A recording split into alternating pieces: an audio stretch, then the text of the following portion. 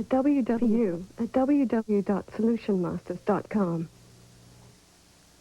Hi, and welcome to Singles Talk. I'm Angela Siegel, and this is the Singles Talk Cafe.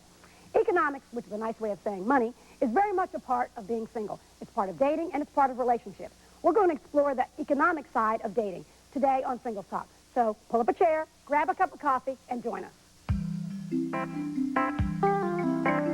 Welcome to the SingelsTalk Cafe. Tonight on SingelsTalk, the economics of dating. Being single can be expensive.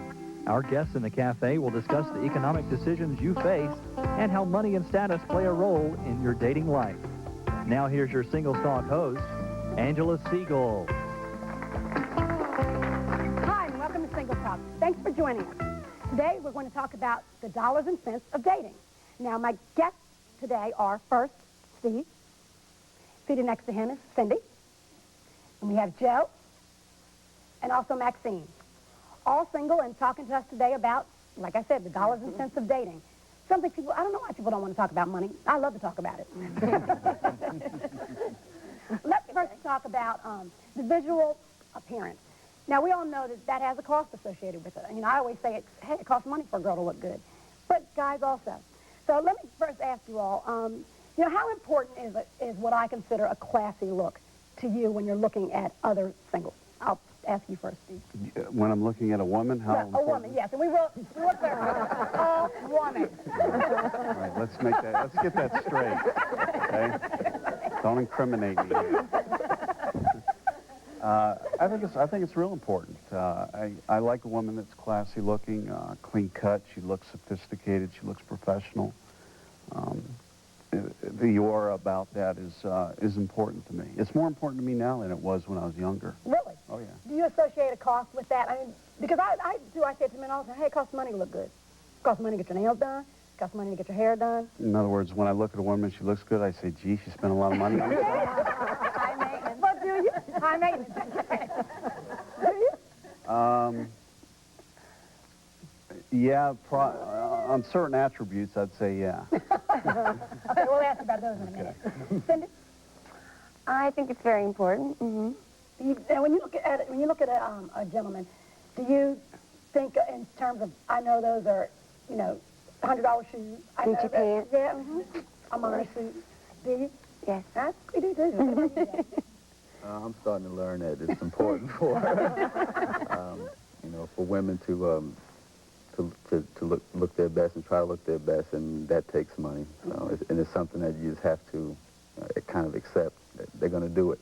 Anyway. Right. So it's one thing not to make an issue out of. And it does. I mean, I think it does draw you to at least look at that person. I'm not going to say it makes you go out with them or marry them, but it just draws you to look at them. That's great. What do you say, Maxine?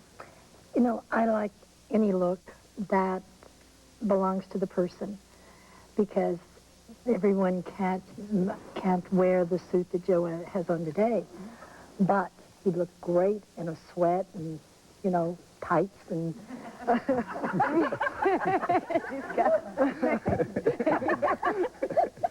So therefore, I think it's according to who you are as a person, according to how you should dress, but I think at all times it should be appropriate to the setting, the occasion, and the person. Well, and it should be reflective of who you are. And I think that people have to realize exactly. that if you are a high-maintenance individual, and that's important to you, you're not going to change that from that person. They're going to still be that way. Let me ask you, Steve, when you look at the maintenance, or what we're terming high-maintenance woman, do you take her as being possibly more powerful, more self-assured? What do you think? High maintenance? I stay away from high maintenance. I'm high maintenance. So, you know, you can't have two high maintenance. Well, you know, speaking of high maintenance, we thought, well, let's go and see what the ultimate salon experience would be like. We know that there's a cost associated with it, but a lot of people say if you look good, you feel good. So I want you to take a look at what we saw.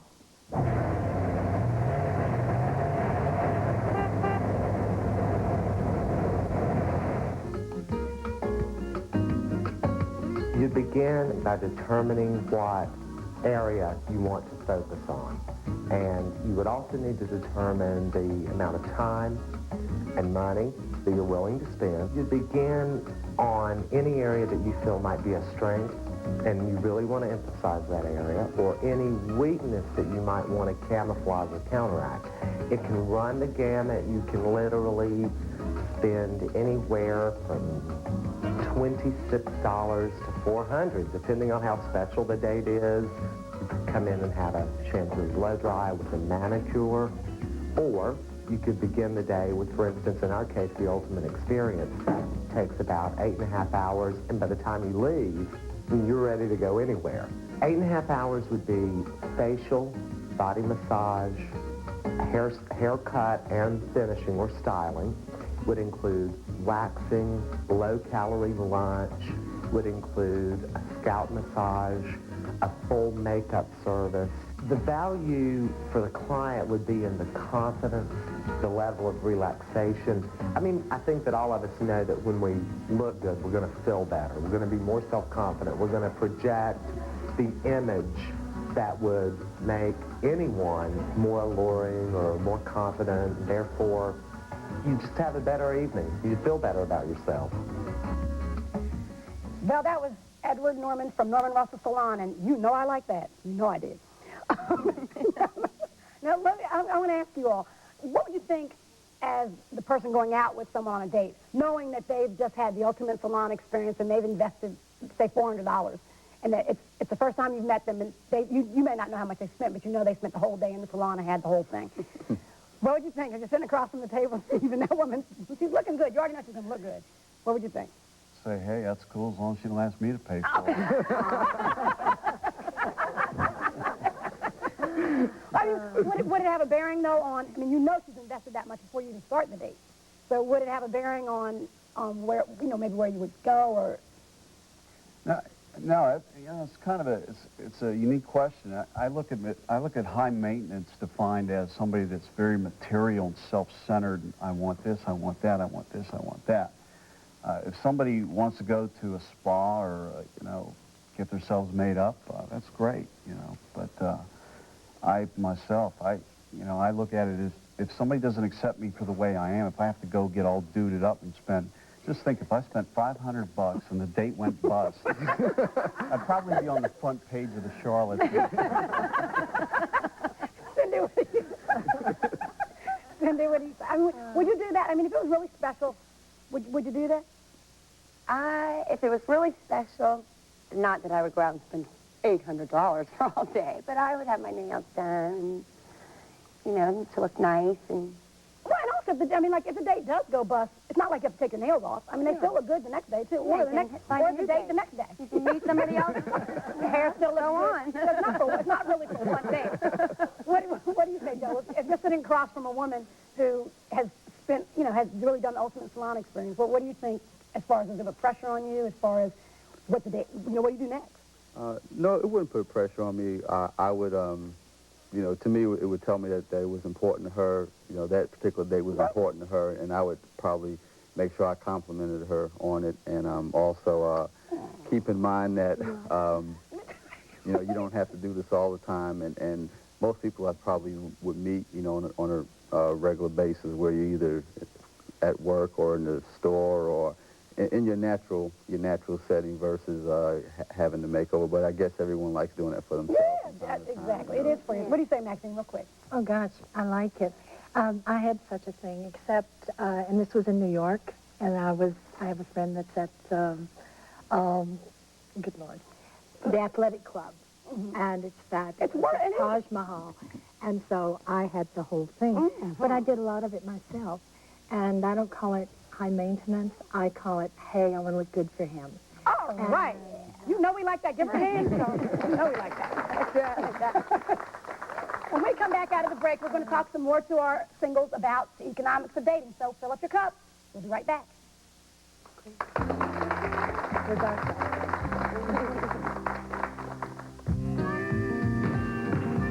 I know I'm not here expecting, but I am Michael Jordan, chairman of the board of the College Fund. By keeping tuition costs down, bright, deserving kids get a shot at going to college. Because let's face it, no matter how gifted you are, we all could use a little help. Please support the college fund. Mine is a terrible thing to waste. Want to go one-on-one?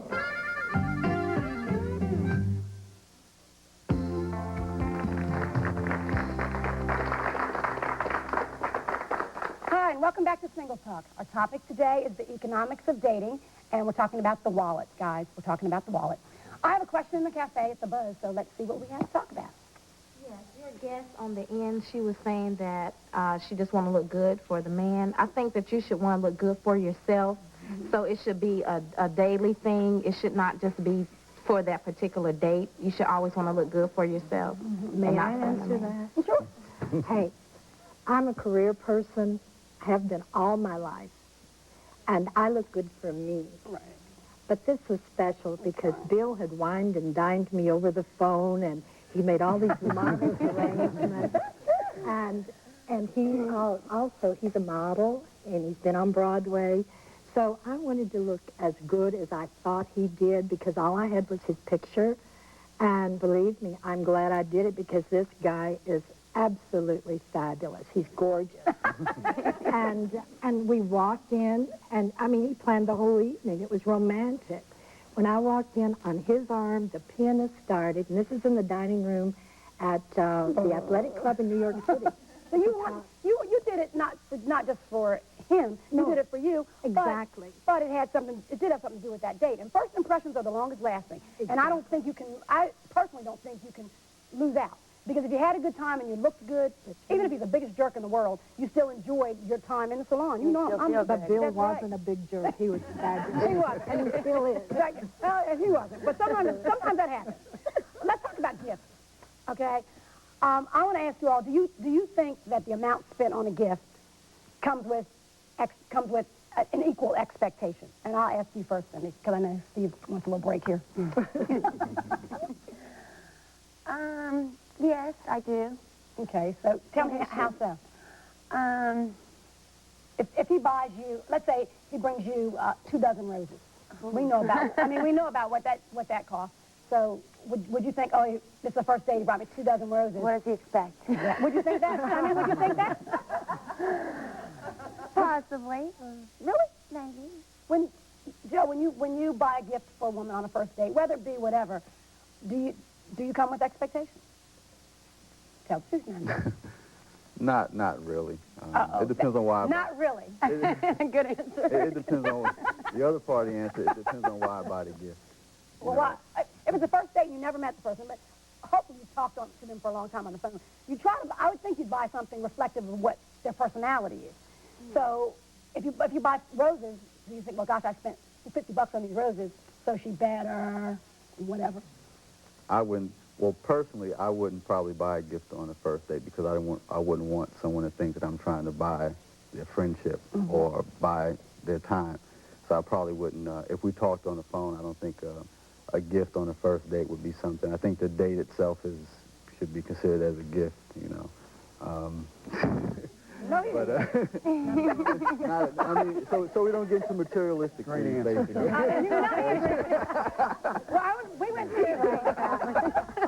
We went to a florist and gift shop so that we could find out more about gifts and find out about the economics of bringing flowers and buying gifts. This is what we saw.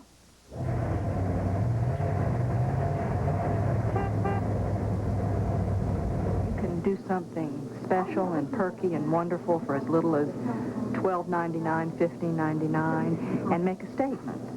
You can do something fun or silly, or you can just get really exotic and do something in the $75 to $80 range that people will be talking about for weeks. Roses indicate passion, fire, warmth, so red roses are a typical choice for a first date. You don't want to necessarily overwhelm the date or you know, make them think that you're buying their attention.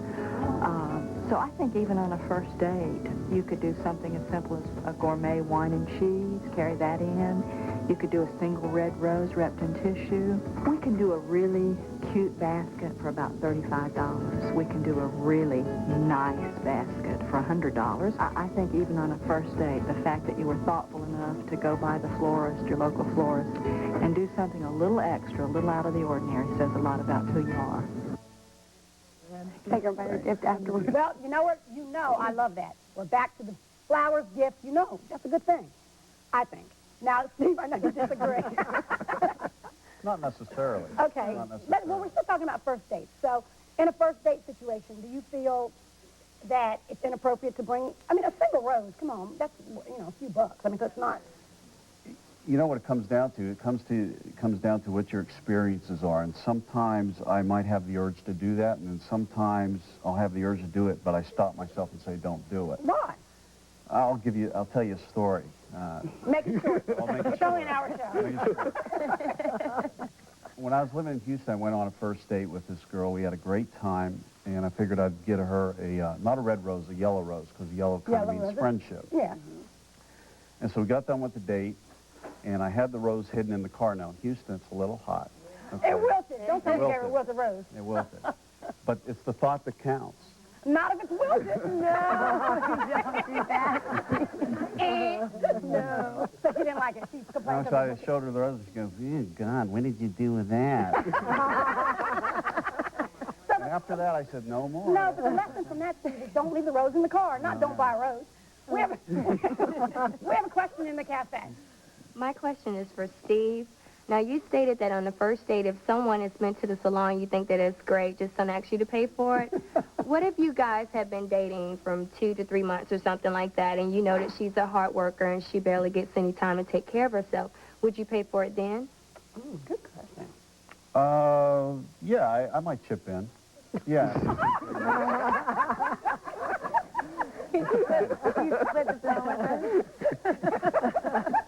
Okay. A fingernail made. And the next thing, let me ask you, when you buy gifts for a gentleman that you're dating, how do you determine how much you'll invest in the gift? That doesn't matter. I mean, do you think about it? Does it have a reflection on how much you care about them? Or well, it's the person, what they like, and that makes the difference. And if you have to put a little more into it because of their particular likes, that's okay. Right. Because if you put your relationship in terms of monies, and okay, if I do this, he must do that, then I think you've lost the relationship before it even starts. I agree. Yeah, I agree. And I think too that if I would say that if people didn't care what you spent on a gift, then they wouldn't put the price on the back of the gift of the greeting card. Did you ever see that? First thing, what was? Steve, we'll ask you this since everybody now has right under your name, probably Chief Guy. Yeah, lady. Let me ask you, what's the most expensive gift you ever purchased for a woman? Oh, I took my ex-girlfriend to Florida for New Year's Eve and paid the whole thing. Which, how much? Give us a rough idea. $600-700. Steve, you did that? What about you? What's the most expensive gift you've ever purchased for a boyfriend? A few $100. Do you see the little inequity, woman, man? What do you think? How about you, Jeff? And don't feel pressured to say $800. I don't. It's not an auction. It might around $500 maybe. What'd you buy for $500? It was only one time. He learns quickly. How about you, Yeah. How about you, Maxine? Well, for Bill's birthday, I couldn't be in New York, so I called my friend and made arrangements for 4 of them to go to dinner. I mean, that's terrible when you have another woman sitting in for you. I made sure she wasn't as attractive. But anyway. That helped. Well, a dinner in New York, that was what? Yeah, it wasn't cheap, but yeah, I know it wasn't $500, cheap. $600. Had to be. Yeah, it was worth it because Bill, when I go to New York, he takes care of all my needs. I stay at the Taj Mahal, as I call it, in a suite. He takes care of it all. So it's equal. I mean, he does it for you, you do it for him. Sure, So but we don't look at it that way. Again, I think it's according to the relationship. You always hear that it's the thought that counts. It's the thought that counts. But what do you do when you're dating somebody who has a different idea of what a nice dinner is? I'm going to ask you this. I think it's more of a woman. I'm taking you out for a nice dinner, and then you end up somewhere that you don't consider nice. What would I do in the situation? I would just try and have a good time and go with it. And also, don't Try you to think, make a good time of it. and don't you think in a relationship you have to understand that it's subjective. What I consider a nice dinner might be different than what you Right. consider a nice Exactly. dinner. So communication is what's going to make the difference. Because you might want to discuss what he thinks is a nice restaurant before on the way to the restaurant. When we come back out of this break, we're going to talk some more about dollars and cents and get some more questions from the cafe. So fill up your coffee and stay tuned.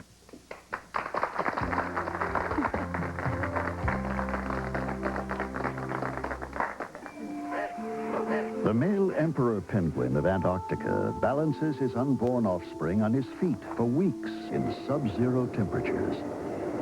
Then, after it hatches, he provides shelter for the chick in a fold of skin and feathers. If the father is unwilling or unable to do this, the chick will not survive. Just a reminder how important it is for fathers to spend time with their children.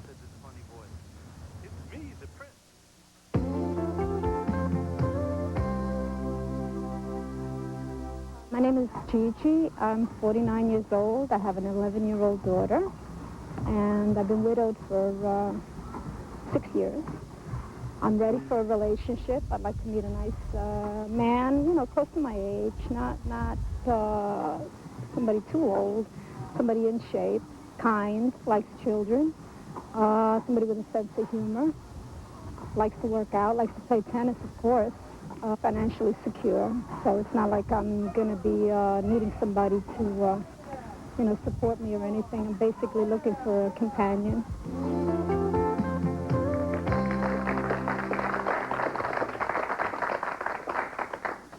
Hi, and welcome back to Singles Talk. Well, now we're going to talk about the economic decisions, the real dollars and cents of it, making your mind up. Let's talk about that first date, an ideal amount to spend. Now, I know before you say, well, I never know how much I'm going to spend. Everybody has some idea what they either would spend or, in the case of where someone else is paying, what you would consider a decent amount to spend on a first date. So we're going to go to you first. Gee, what a surprise. As scary as that is, what do you consider an ideal amount to spend on a first date? I would say my threshold is, I don't think you can get in for under 50, quite honestly. So I'd say, But if you could, you would? yeah. Of course. Okay, 50. So that's like 25 a piece, kind of. Yeah, a 50's I would say a decent dinner, a moderate dinner. Okay. Cindy? I would say probably more towards $75. So if you went out with someone whose idea of spending 50, you think 75 is good, would that affect, to be honest, would you think, well, gosh, I can't believe you took me to the cafeteria? The cafeteria, most definitely. Movie and no popcorn. How about 75 if you use a 2-for-1 coupon? Yeah, that would work. I mean, would that bother you? No, that would not. Yeah, that would. If you had a good time. If you had a good time and it's all on the date, all about the date, really, not how much you're spending. Okay. What about you? Ideal dinner. It depends on what you're doing for the date. If you're just going to have dinner, then that's going to be 50. If you're going to go somewhere after, that's another 30 or 40. It depends on whether it's a whole evening or just dinner. And I guess you have to have your limits for each of those. 50 for dinner, 30 for this. And it can get up to probably about 125 just for a couple of hours. Hey, it wouldn't matter to me because if it's a first date, we're communicating, we're getting to know each other. Mm-hmm. So I love hot dogs. I'm a gourmet cook, but believe me, I love hot dogs. It wouldn't really matter. So you can do it either way. I can do it either way. Okay. Exactly. Well, we talked to Tony Brown, who has actually the longest-running series on PBS. His show is Tony Brown's Journal, and he talks a lot about the economics of life, but we talked to him specifically about the economics of dating, and this is what he told us.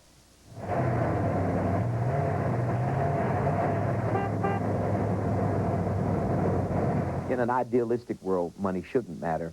In a world of human beings with frailties, money does matter. It is not true that money is not important, and what I do say is that although I don't rate money as the most important thing in the world, I do rate it right up there with oxygen, and I'd like to see somebody breathe without it. That's the way I, you know, in a comedic way, make the point that economics is very, very important. A woman said to me recently, she said, Well, what about my visions and my dreams? I said, visions and dreams without money turn into nightmares. I think men have been socialized to become the providers and the producers. And it really is a threat to many men, if not most men, if they are not the person who earns the majority of money. I think to women, their socialization, of course, is changing, but the old traditional role of women was the man will support me and take care of me. These two things are changing. I have a radio show in New York. One day I have relationships, and the conversation often goes to how do I adjust? The woman I date has more money than I, or how do I adjust? The guys I'm dating don't have as much money as I have. So it does matter, and it does take an adjustment. But if two people sit down, and one woman may be very comfortable with buying dinner and saying, I make more than this guy, and I like him. He may be comfortable with that. Some men and some women aren't comfortable with that arrangement at all. If one of the partners doesn't feel comfortable with the economic status of the other partner, it will show up somewhere in the relationship. I think anything that happens between two people that they don't bring out in the open affects them in some area, in some aspect of their relationship. Got Tony Brown. That was a great interview. I know that I have a question in the cafe, so let's go and see what they have to say. Okay, my question is for Joe. Right. We were talking about the prices people spend on gifts and the expectations that go along with it. But reverse the situation. You've been dating a girl for, say, a month, and she buys you a $500 necklace or a watch. What kind of expectations are you thinking that she might have in that case? Mm. Well, it depends on her economic status. So, you know, some people can afford those type of gifts regularly, and some people can't.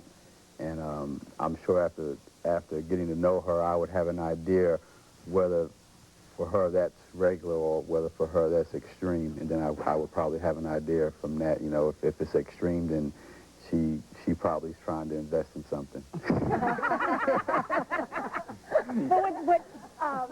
Would that make you, Joe? Would that make you feel like, what if you don't like her that much? I mean, she's okay, but you're casually dating her and she's purchased this very expensive gift. Would you feel like either I have to give it back, or would you feel pressure to make more of the relationship? What would you do? If I didn't think that things were going to work out, I would probably consider giving it back, because I would probably become real busy and wouldn't have that much time for her. You know, before or after you gave her the gift? I don't know. It's hard to say. It depends on exactly what it is and how much I like it. And if she, it's a couple of things there. If she could afford it. Yeah, and if she can afford it, you know, it's a couple of things you really have to consider. What about you, Steve? If a woman purchased an expensive, lavish gift for you, and you were casually dating her, didn't really care a lot, what would you do? I think it would make me feel uncomfortable, and I think it's both ways. I think it would make a woman feel uncomfortable if you did that. If I spent on a really nice gift, and she wasn't at the same level emotionally that I was, I think she'd be uncomfortable as well. And what about you? I agree with Steve this time. and we're making progress. Would you keep the gift or give it back? Depending on where the relationship was. Next. Keep the ring and, keep the diamond and give back the ring. A gift is a gift. I agree with you. I think a gift is a gift. And if you truly give a gift because you want the person to have it, then why should I give it back to you? That's right. So, I do. That's what I think that. I think that if a gift is a setting, gift, but keep the diamond. That's right, you know. Exactly. How equal do you all think that men and women feel in terms of the amount of money spent on a gift? Like, do you think that it's equal in terms of the way they think? I don't think it's equal in the beginning. I think it may equate itself as the relationship develops, but in the beginning, no. It's heavily slated towards the man. Absolutely. I know. When we come back out of the break, we're going to talk more to our panel, and we have questions from the cafe, and we have our internet portion coming up, so stay tuned.